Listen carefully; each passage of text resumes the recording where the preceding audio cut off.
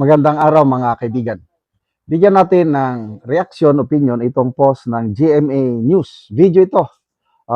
Panoorin, makikitang nilapitan ng bagong membro ng mayorya na si Joel Villanueva, si Senator Marcoleta. So, lumapit, bumulong. Ano kaya yung ibinulong? Tingnan natin ha.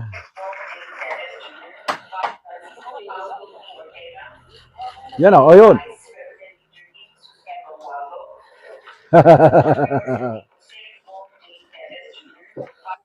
Isa pa. Yun.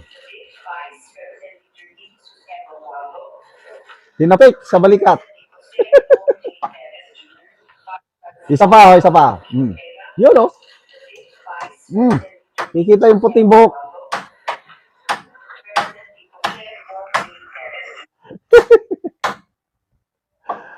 Oh, ano sa tingin nyo? Nagpaliwanag, humingi ng sorry, humingi ng suporta, o kinukumbinsi? Basa tayo sa mga comments. Ano muna ka. Tingnan muna natin ang reaksyon ng taong bayan. No?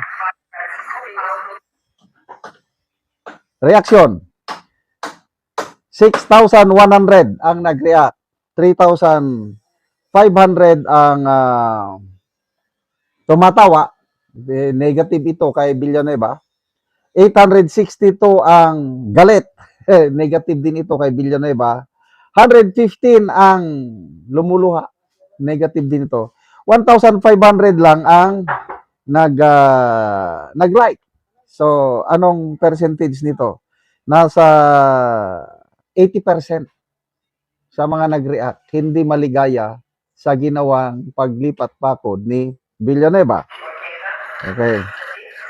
Basa tayo sa mga comments.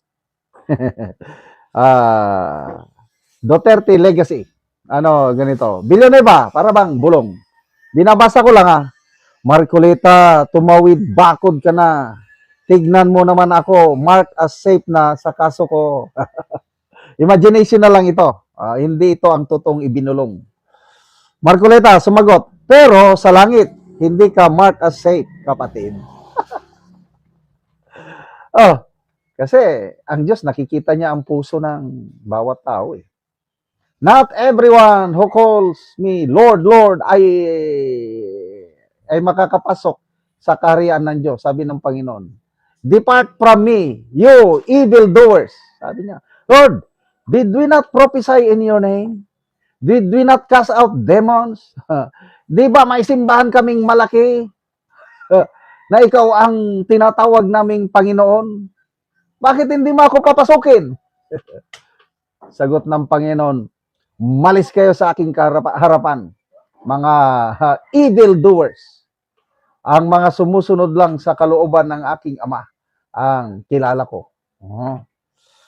So, pinayuhan siya ng kanyang ama, anak, sundin mo lang ang konsensya mo para sa kaluwalhatian ng Diyos. Kung ano ang kalooban ng Diyos, dapat yun ang sundin mo. Ngayon, nagdesisyon na, lumipat kampo. Yan, kalooban ng Diyos yan. So, wala na tayong magawa eh. Sinunod niya ang kanyang konsensya. Bumulong. Ano yung bulong? Ay, nako. Chatin, abito na. Si Judas, bumulong.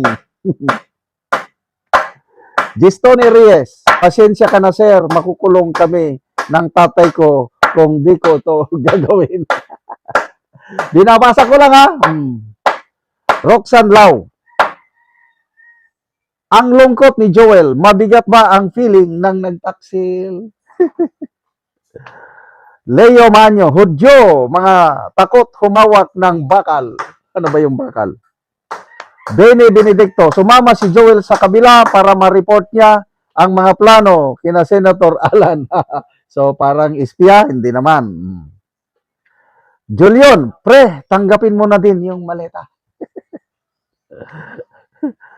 James Paul, sabay nawala na yung kaso nung lumipat. Ano pa? Kino, okay lang yan pre. Strategy ba para di makasuhan? Pero sa impeachment, sa butuhan, magno-no-no yan. Joel Villanueva, tumanggap na ako ng blank. Sabi, oh. Jojo Habilio, malungkot eh. Buti na lang hindi kita binoto. Sabi dito.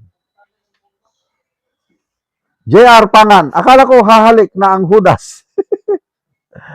The real Ali, raised on faith, tested by politics, and politics won. Wow, grabe ano? Kasi ang Jesus is Lord, matagal na eh. 1980s, tinyenti pa ako, may Jesus is Lord na. I don't know kung anong year nagsimula ang Jesus is Lord. Kung 1980s, 20. So, 46 years na, mahigit, mag 50 years na ang Jesus is Lord. Bilang anak ng founder, ng pastor, talagang lumaki siya sa simbahan.